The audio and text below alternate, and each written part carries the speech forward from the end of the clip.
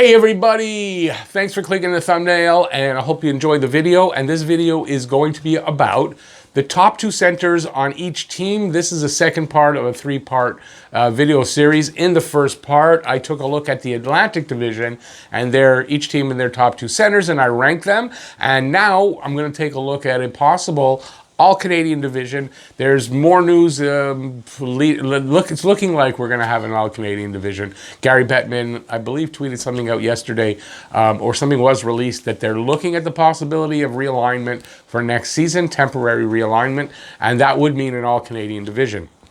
So we're going to take a look at the top two centers and rank them in the possible all-Canadian division. It looks pretty simple to me. I don't think too many people are going to disagree with my rankings. But as always, if you do disagree, let me know in the comment section what you think they should be and where you would place the teams. So third part of the series, so to look forward, if you look for it next time, I'm going to be doing the whole league. So from 31 to 1, and that should be a lot of fun. Not as easy as taking it division by division.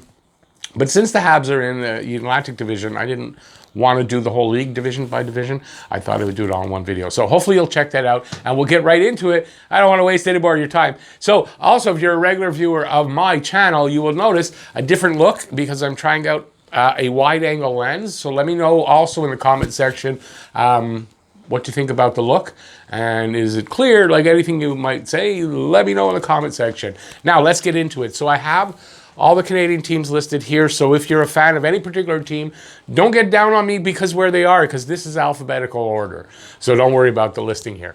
What it shows is the top two centers for each of the Canadian teams.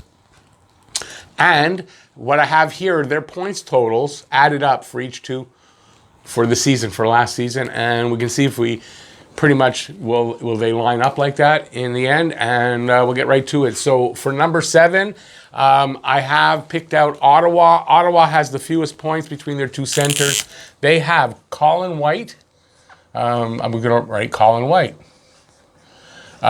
And Chris Tierney. I think neither one of them really would be a top two center on any other team, maybe than Ottawa. So Ottawa needs to, they didn't draft a Byfield. They could have drafted Quinton Byfield, might have made the team, might have been an addition to the center, but they added a winger and a defenseman. So it leaves them a little bit weak, I think, still on center. I think everybody would agree with that. So I've got them in last, and I don't think anybody's going to disagree.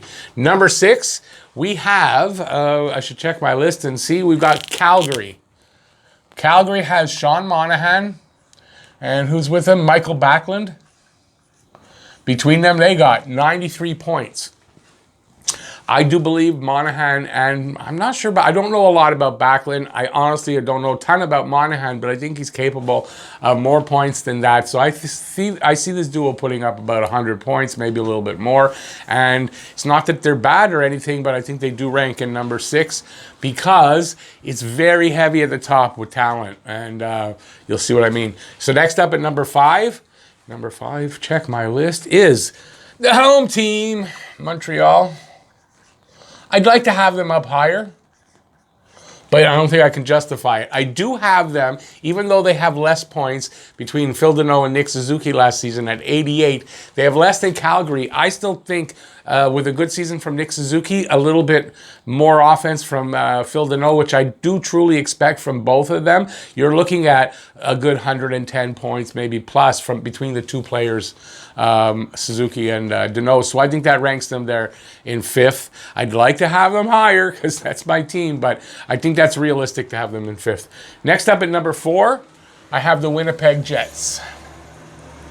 Winnipeg has Mark Scheifele, and they just acquired Paul Stastny from, I guess reacquired. I'm not sure if Stastny left as a free agent to go to Vegas, but I know he came from, I do believe anyway, he came from Winnipeg, and he's back in Winnipeg. He's a good, experienced second-line center, going to help. He's probably going to get more than his 38 points. Where are they now? Mark Scheifele, Paul Stastny. So Scheifele had 73 points. I do expect him to be somewhere around there next season. And you're going to look at probably about 50-odd points for Stastny. Don't forget, Stastny's going to be playing with Patrick Laine. So you got to expect that he's going to have an increased output. So, and maybe I'll say, oh, I should have put them up higher in this list, but I've got them at 4 right now. At number 3, just to make sure, I've got Vancouver. Vancouver has Elias Pettersson and Bo Horvat as their top 2 centers. You're looking at 66 points and 53 points respectively last season. That's 119 combined. Also, Pettersson really young. You kind of figure Pettersson's going to get up into the 70 plus to 80 plus point level, so his numbers should increase. Horvat should be at a steady 50 to 60 points. Good solid combination, and definitely deserved of number 3. I don't think you can put him up higher, even if you're a Vancouver fan, because next up is Toronto. And as much as I'm not a Toronto fan, I'm not an Austin Matthews fan by any means, not really a Tavares fan, but those guys producing offense, you know, you can't deny that their offensive production is big. They got, 140 points between the two of them. John Tavares capable of more than 60 points. So you're looking at production numbers, they're definitely up there. For me, what I don't like about Toronto and those two guys, I don't really like them as far as leadership or grit and that ability to play, give that extra little bit in an important game, like a playoff game, and that's would be not the only reason keeping them down in second, because I don't think you can deny the first place team here. But I'd like to, if I was a Toronto fan, that's why I'd like to see a little more, as Brian Burke said, truculence from that team. Number 1, and I think it's undeniable, is Edmonton. Edmonton with Leon Draisaitl, Connor McDavid, and I mean, 47 points higher than, maybe not on this list. Yeah, 47 points higher than Toronto. By miles ahead of any of the other combos here. Problem is, it also shows you something. If you look at the top 2, this is my opinion, Toronto and Edmonton have by far, you would think, the best offensive talent as the top 2 centers in this, at least in a division like this, and but it doesn't seem to help them win in the playoffs. Edmonton barely gets there, and Toronto just can't seem to get past the first round. So what does that mean? Where centers are super important on a winning team, you still have to have the ability to build around your centers, because if you don't, you're not going to win. That's, to me, what it shows. So there you go. That's my list. So we got Edmonton, Toronto, Vancouver, Winnipeg, Montreal, Calgary, Ottawa. If you agree with it or you don't, let me know in the comment section where you would what you would change, who you would have where. And if you like the video, give it a thumbs up. And also, if you're new to the channel or you haven't subscribed yet, please do that. Down there, hit that notifications bell. That's going to get you your daily fix of Bleu Blanc Rouge. And also, 2 things not to forget. Hashtag Movember. It is November, and that means grow your mustache for Movember, men's health awareness, mental, physical health. If you'd like to donate, there is a link in the description. You click on that, it gives you all the info, takes you to the site to donate. Please do that. I really appreciate that. And the other thing was, I don't even remember now.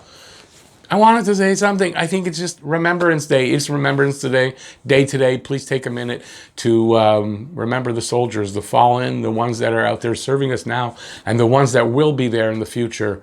They all deserve this moment of silence to appreciate everything they do to keep this country safe and make us feel a little bit safer every day. So I think that is it. Whatever else I wanted to say, I guess I'm not saying. Hopefully you'll check out my Atlantic Division rankings. And coming up very shortly is the full league. I'm going to rank them 31-1. Please check that out. Thanks for watching, everybody. Please stay safe out there. And peace out, y'all. See you next video. Bye, everybody.